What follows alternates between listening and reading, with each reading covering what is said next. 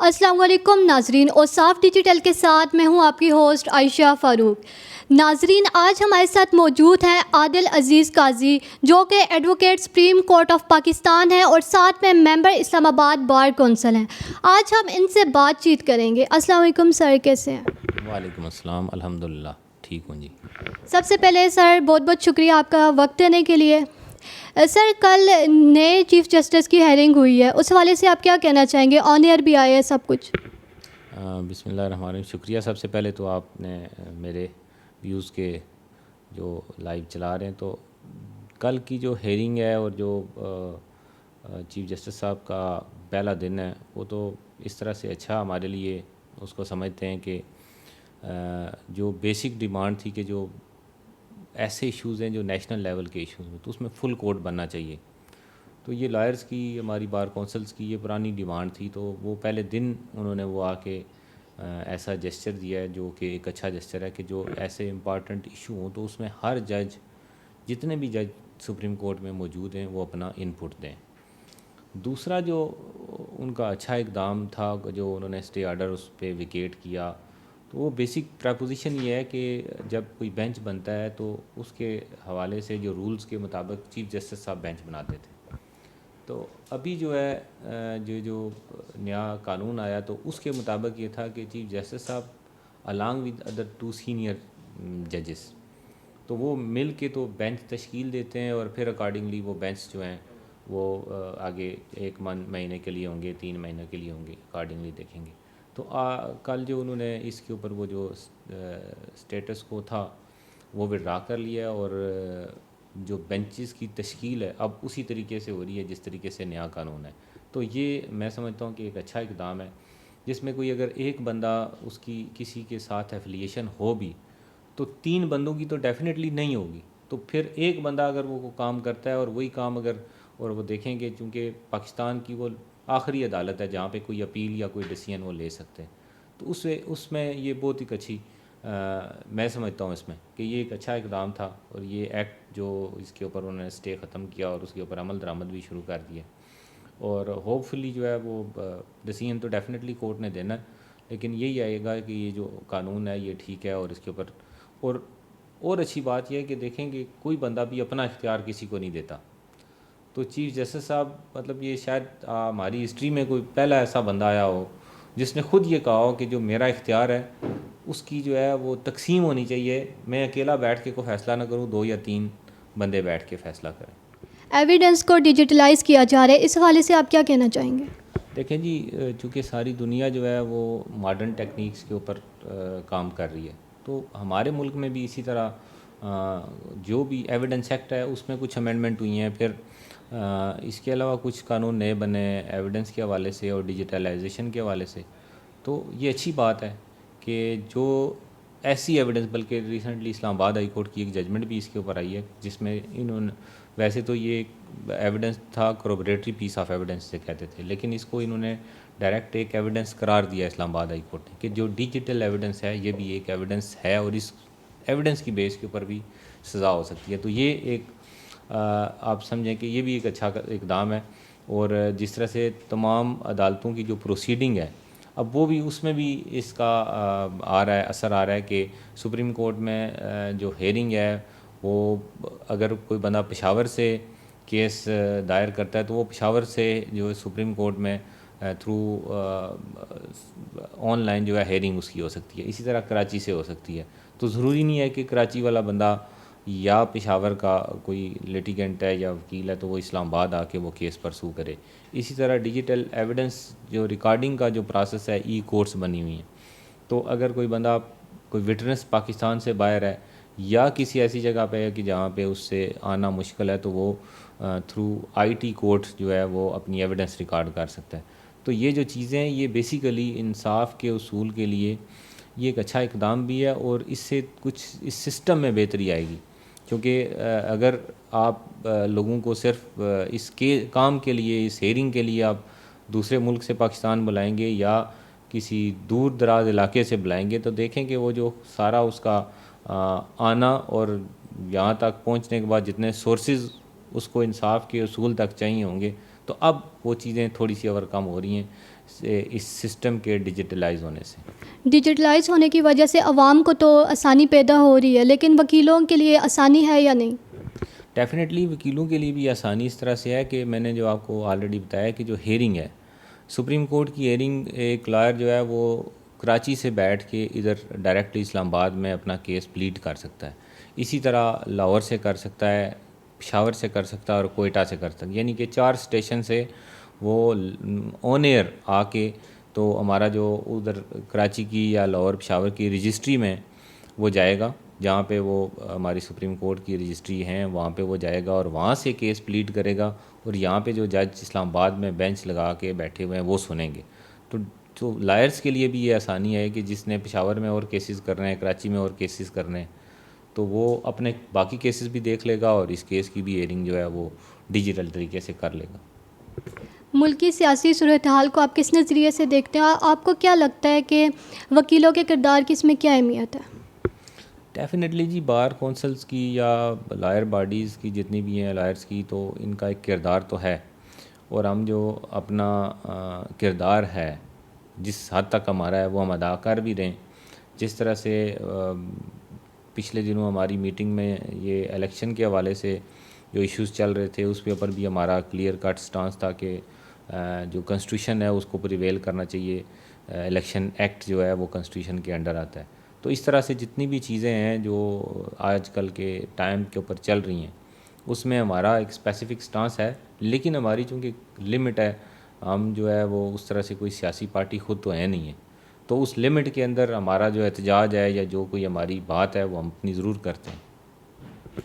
نواز شریف پاکستان آ رہے ہیں، تو اس حوالے سے قانونی کارروائی کون سی ان کے ساتھ کی جائے گی؟ کیونکہ وہ تو الیکشنز لڑنے کے لیے آئیں گے، کیا وہ الیکشنز لڑ سکیں گے یا قانونی طور پہ ان کے ساتھ کوئی کارروائی کی جائے گی؟ دیکھیں، فی الوقت تو وہ ان کو ایک کورٹ نے سزا دی ہوئی ہے، تو جب بھی کوئی کنوکٹ جو ہے وہ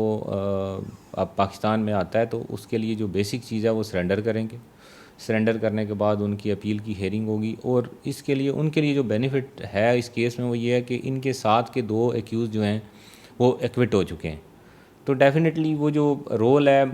تقریباً برابر رول ہے ان کا بھی اور باقی جو لوگ تھے ان کا بھی. تو یہ بینیفٹ ان کا دوسرے لوگوں کے ایکویٹ ہونے کا ان کو بھی ملے گا. تو اگر ان کو وہ بینیفٹ ملتا ہے اور ان کے کیس میں بھی اسی طرح سے وہ اس ایویڈنس کے اوپر ہی کورٹ دیکھے گی تو ایویڈنس سفیشینٹ نہیں ہے تو اس میں ان کے ایکویٹل کے چانسز ہیں. لیکن یہ جو پروسیس ہے لیگل پروسیس وہ سارا کا سارا ایز اٹ از ہی ہوگا. اور اس کے بعد جہاں تک بات ہے آپ کے وہ الیکشن کی، تو ان کیس اس کیس میں وہ ایکویٹل ہو جاتی ہے. تو اس کے بعد ابھی یہ اس کے اوپر 2 رائے ہیں کہ کیا جو الیکشن ایکٹ میں امینڈمنٹ ہوئی ہے ڈسکوالیفیکیشن کے کانٹیکس میں، وہ اس کا اثر جو ہے پراسپیکٹیو ہوگا یا ریٹراسپیکٹیو ہوگا. تو ویسے تو اس میں یہ لکھا ہوا ہے کہ جو بندہ بھی جس کو بھی آپ ڈسکوالیفائی کریں گے تو 5 ایئرس کے لیے ہوگا. تو اگر یہ بات دیکھی جائے تو پھر ان کے تو 5 سال گزر گئے. لیکن یہ فی الوقت جو ہے وہ ابھی کافی پری میچور ہے. ابھی جو اگر وہ آتے ہیں تو پہلے ان کو جو فیس کرنا پڑے گا وہ کیس ہے جس میں ان کی کنوکشن ہوئی ہے. ملک میں جرائم کی جو ریشیو ہے وہ بہت زیادہ ہوتی جا رہی ہے. ایسے کون سے عملی اقدامات کرنے چاہیے کہ ان کی جرائم کی جو ریشیو اس میں کمی واقع ہو سکے؟ دیکھیں، جو ملک کے جو فائنینشیل حالات ہیں وہ بھی ایک ریزن ہے آپ کی کرائم کے ریشیو زیادہ ہونے سے. اور جس طرح سے خودکشیاں بھی لوگ کرتے ہیں اور جرائم بھی کرتے ہیں، اور اس کے پیچھے جو فرسٹریشن ہوتی ہے وہ یہ فائنینشیل ایشوز ہوتے ہیں. تو ڈیفینیٹلی اگر ملکی حالات بہتر ہوں گے تو ان میں چیزوں میں کمی آ سکتی ہے. اور اس کی جو روک تھام کے لیے جو اقدامات ہیں ان کو بھی جو ہے مؤثر کرنے کی ضرورت ان سینس ہے کہ جو ہمارے لا انفورسمنٹ ایجنسیز ہیں ان کی بھی اس حوالے سے پراپر ٹریننگ کی فردر ضرورت ہے. کیونکہ اگر ویل ایکوپڈ ہوں گے، ویل ٹرینڈ ہوں گے تو اس کو لک آفٹر کر سکتے ہیں، روک سکتے ہیں. لیکن ان کی ٹریننگ ہی ایسی نہ ہو کہ وہ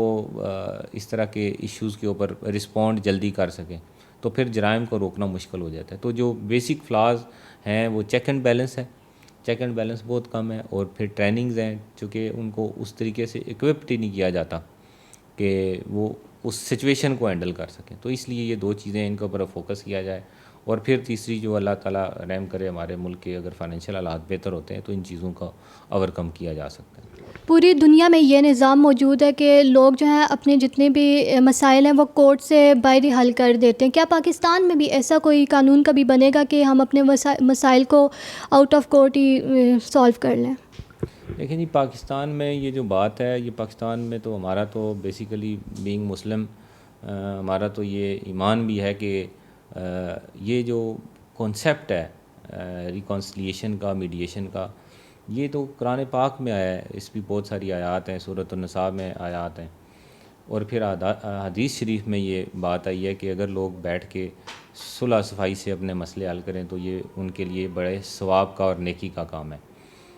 جہاں تک بات آپ نے کی پاکستان کی، تو چونکہ ساری دنیا میں یہ میڈیشن کا کانسیپٹ تو کافی ٹائم سے چل رہا ہے. ریسنٹلی پاکستان میں 2017 میں ADR ایکٹ اسلام آباد کی حد تک بنا، اور اس طرح تمام پروونسز نے اس کے بعد اپنے اپنے قانون بنا لیے. اور اس حوالے سے مطلب کہ ہائی کورٹس اور ایون سپریم کورٹ بھی بڑی کانشیس ہے کہ وہ اس کو چاہتی ہے کہ میڈیشن کا جو پروسیس ہے پاکستان میں عام ہو، تاکہ عدالتوں کا جو برڈن ہے وہ کم سے کم ہو سکے. تو قانون تو آ گیا ہے، اس کے رولز وغیرہ اور باقی جو اس کے لوازمات ہیں وہ بھی تقریباً پورے ہو چکے ہیں. اور کچھ کیسز میں جس طرح سے ہمارے اپنے میڈیشن سینٹر میں ہم نے کچھ فیصلے کروائے، تو اس طرح سے باقی بھی جو میڈیشنز کے جو ادارے ہیں وہ ان کے اوپر کام کر رہے ہیں. اور ہوپ فلی 2-3 سال تک جو ہے وہ یہ چیز، چونکہ ابھی اس کی اویئرنیس تھوڑی سی کم ہے، لوگوں کو اس بات کا وہ اندازہ نہیں ہے کہ یہ قانون موجود ہے، اور اس کا جو ڈیسیژن ہے وہ اسی طرح ہوتا ہے جس طرح کورٹ کرتی ہے. تو اس لیے ابھی اس کی تھوڑی سی اویئرنیس کی ضرورت ہے. اگر یہ پراپرلی اس کی اویئرنیس لائرز میں بھی اور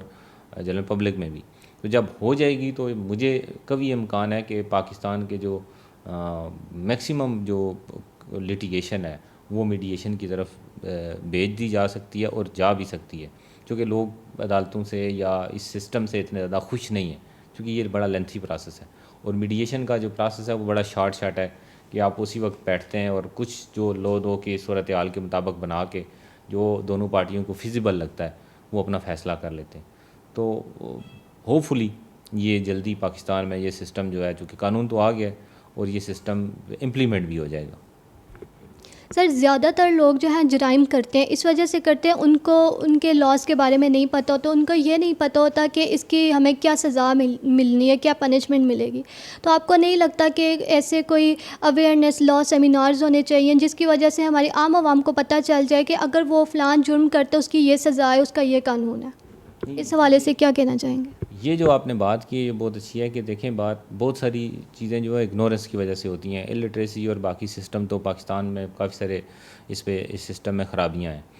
تو اویئرنیس کی جو بات ہے کہ اویئرنیس اگر ہو تو بہت ساری چیزیں جو ہیں وہ اوور کم کی جا سکتی ہیں. یہ بات بالکل آپ کی درست ہے. اور اویئرنیس کا جو پروسیس ہے، جس طرح سے اسکولز ہیں، کالجز ہیں، پھر آگے میڈیا ہے، آپ کا جو رول ہے وہ بھی اس میں آتا ہے کہ اگر اویئرنیس دیں کہ اگر یہ کام کریں گے تو یہ آفینس ہے اور اس کی اتنی سزا ہے. تو اگر بچوں کو اس بات کا فرض کیا کوئی چھوٹا ہے تو اس کو خیال نہ ہو، تو اس کے پیرنٹس کو خیال ہوگا کہ اگر یہ اس کو اس کام سے دور رکھیں، اگر یہ کام کرے گا، جس طرح کائٹ فلائنگ ہے اور اس طرح سے بہت ساری چیزیں جو ہم اس کو بطور اسپورٹس استعمال کرتے ہیں، لیکن یہ ہے پاکستان کے قانون کے مطابق آفینس ہے اور اس میں سزا بھی ہوتی ہے. اور ظاہر ہے اگر آپ کو کنوکٹ ہو جائیں تو آپ کا سارا فیوچر جو ہے، کسی آپ جاب میں کسی جگہ پہ بھی آپ جائیں گے تو وہ آپ کا آج کل تو سارا یہ ریکارڈ بھی پورے پاکستان میں ڈیجیٹل ہے کہ ID کارڈ اگر کسی تھانے والے آپ کا لکھتے ہیں تو ادھر سارا ریکارڈ آ جاتا ہے کہ آپ کے اوپر کتنی FIRیں ہوئی ہیں، آپ کتنے کیسز میں کنوکٹ ہیں، ایکوٹ ہوئے ہیں. تو یہ اس چیز کی اویئرنیس کی ضرورت ہے. اور خاص طور پر جو میں نے لاسٹ پوائنٹ بتایا کہ آپ کوئی بھی کام کرتے ہیں اور رجسٹرڈ ہو جاتا ہے تو پورے ملک میں جب بھی آپ کی ID جو ہے وہ استعمال ہوگی تو اس کے ساتھ وہ ریکارڈ آئے گا کہ اس بندے کے خلاف یہ FIR درج ہوئی ہے اور اس میں کنوکٹ ہے یا یہ ایکوٹ ہے. تو یہ اگر آپ اس طرح کی اویئرنیس ہوگی تو لوگ شاید جو ہے اس بات کا، جو ایسے اوفینسز جو عدم موجود ان کو پتہ نہیں ہوتا تو اوفینس ہو جاتے ہیں، تو وہ اوفینس اوور کم ہو سکتے ہیں اس سے. ہمارے چینل کے توسط سے آپ نوجوانوں کو کیا پیغام دینا چاہیں گے،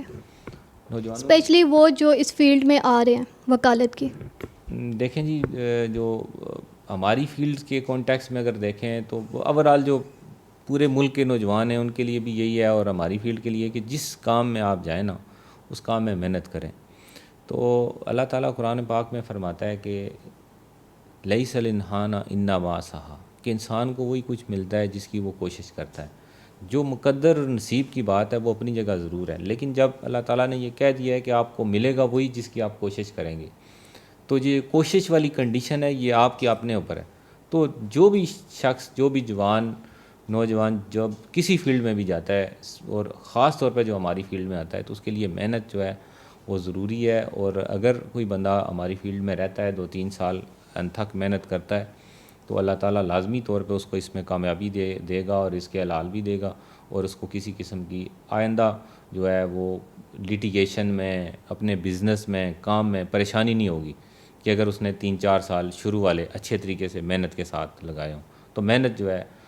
وہ بیسک ایلیمنٹ ہے, جو بندہ محنت کرتا ہے وہ ضرور کامیاب ہوتا ہے. تو تمام نوجوانوں سے میری یہ گزارش ہے, خاص طور پر جو نئے لائرز ہیں, کہ وہ آپ تمام لوگ جو ہیں وہ لیٹسٹ ڈائجسٹ پڑھیں اور اس کو ریگولر اپنی عادت بنا لیں. جو بھی کوئی نیا قانون آتا ہے, جو نئی پراپوزیشن آتی ہے, تو اس کے اوپر اسٹڈی کریں, سمجھیں. یہی وہ چیزیں ہوتی ہیں جو آپ کو ڈفرینشیٹ کرتی ہیں ان لوگوں سے جو نہیں پڑھتے ہیں. کہ آپ کے گھر سے آج آپ پریکٹس اینڈ پروسیجر بل کا کوسچن آپ سے پوچھا جائے, اور گھر والے پوچھیں, کوئی صحافی پوچھے, کوئی اور بندہ آپ سے پوچھے, تو آپ کو یہ بیسک چیز پتہ ہونی چاہیے کہ یہ قانون کیا ہے, اور یہ سپریم کورٹ میں کل جو کیس لگا تھا وہ کیوں لگا تھا, کیونکہ یہ ہمارے فیلڈ, یہ ہمارے اس بارے میں بھی بتا دیں کہ پریکٹس اینڈ پروسیجر بل جو ہے اس حوالے سے آپ کو کیا لگتا ہے فیوچر میں کیسے فیصلے سامنے آئیں گے؟ دیکھیں, یہ جو اس پہ جو بیسک چیز ہے وہ یہی تھی کہ جو ججز بینچ بنتا ہے, تو بینچ چیف جسٹس صاحب نے خود بنانا ہے یا وہ کنسلٹ کر کے بنائیں گے. تو اس کی یہ کنسلٹیشن والی جو بات ہے, ڈیفینیٹلی اگر کوئی کام ایک بندہ کرتا ہے تو وہ کیسا ہوگا, اور جو بندے 3 لوگ بیٹھ کے مشورے سے کام کریں تو کیسا ہوگا. تو کوئی بندہ بھی یہ نہیں کہے گا کہ وہ 3 لوگوں والا کام صحیح نہیں ہے. تو باقی بھی چیزیں اس میں ہیں, لیکن یہ جو بیسک چیز ہے وہ یہ ہے, اور یہ ہماری میرے خیال میں ڈیمانڈ بھی تھی, اور یہ ہمارے اس سسٹم کے لیے بہتری ہے کہ اگر کوئی ایک بندہ کسی کام میں کسی کے ساتھ کوئی ایفیلیشن رکھتا بھی ہو, تب بھی وہ کر کچھ نہیں سکتا, اس لیے کہ وہ اس کے اکیلے کا کام نہیں, اب 3 لوگ بیٹھ کے کریں گے. تو جب 3 لوگ بیٹھ کے کرتے ہیں تو پھر مشکل ہو جاتا ہے کہ سارے لوگ جو ہے ایک غلط جگہ کے اوپر اتفاق کر لینا. وہ غلط جگہ کے اوپر ایک بندہ ہو سکتا ہے, ٹھیک ہے, لیکن یہ نہیں ہو سکتا کہ 3 بندے بھی کسی غلط کام کے اوپر اکٹھا اتفاق کر لیں اور ان میں آپس میں کوئی معاملہ نہ ہو, کیونکہ ہر بندہ علیحدہ ذہن کا ہوتا ہے. اور اس سٹیج کے اوپر جا کے جہاں پہ چیف جسٹس ہو, ساتھ 2 سینئر ججز بیٹھے ہوں, تو آئی تھنک کہ یہ ایک بہت اچھا کام ہے یہ جو قانون ہے. اور اگر یہ سپریم کورٹ اس کو سیٹ اسائڈ نہیں کرتی تو اس کا فیوچر میں بڑے اچھے امپلیکیشنز آئیں گے. اور جو ڈسپوزل ہے, جو کہتے ہیں جی کہ اتنے ہزار کیسز پینڈنگ ہے, تو اس کا بھی یہ حال اسی طریقے سے نکلے گا کہ جب اپنی مرضی کا یا ایک بندے کی مرضی کا بینچ نہیں ہوگا تو بینچ کام بھی کرے گا اور پروگرس بھی دے گا.